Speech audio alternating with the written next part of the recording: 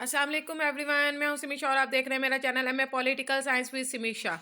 जेसी university Faisalabad के paper लेकर आई हूं। जेसी यूनिवर्सिटी फैसलाबाद का पेपर है जी, ये पार्ट 1 का पेपर है और ये मेरा ख्याल है 5 पेपर है इन लोगों का। The ideology and dynamics of politics in Pakistan. The ideology and dynamics of politics in Pakistan, Pakistan नज़रिया हुकूमत और सियासत।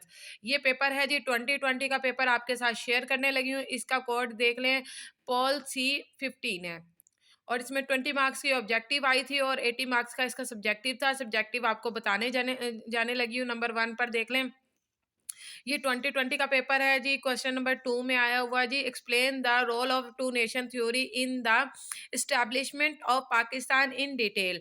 पाकिस्तान के क़याम में दो कौमी नज़रिया ने क्या अहम किरदार अदा किया, इसकी वजाहत कीजिए। क्वेश्चन नंबर 3 आया हुआ जी, describe the structure and power of national assembly under 1973 constitution of Pakistan. Pakistan के 1973 के आइन के तहत कौमी असेंबली की साख्त और इख्तियारात को बयान करें, लेकिन 1973 के आइन के मुताबिक करना है आप लोगों ने। क्वेश्चन नंबर 4 देख लें जी, analyse the system of local self government in Pakistan in detail. Pakistan में मकामी हुकूमत की खुद इख्तियारी का जायजा लीजिए।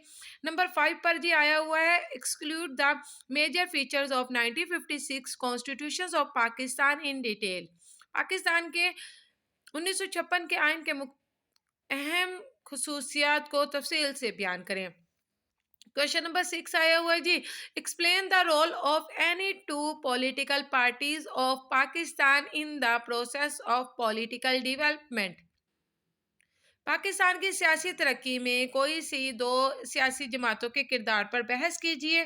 क्वेश्चन नंबर 7 पर जी आया हुआ है, discuss the mass political movement of 1968 to 69 in detail. 1968 से 1969 की अवामी तहरीक पर तफसीली बहस कीजिए। ये था जी पेपर 2020 का पेपर है। ये the ideology and dynamics of politics in Pakistan का पेपर है। पॉल C15 इसका कोड है। अगर आपको इसके नोट्स चाहिए हो तो मुझसे रब्ता कर सकते हैं 030609881878। It's my WhatsApp number. आप कभी भी रब्ता करके मुझसे नोट्स ले सकते हैं। जैसे कि आपको मालूम है कि जनवरी में इसके पेपर स्टार्ट हो रहे हैं। Thank you so much. अपना बहुत सारा ख्याल रखिएगा। अल्लाह हाफिज़।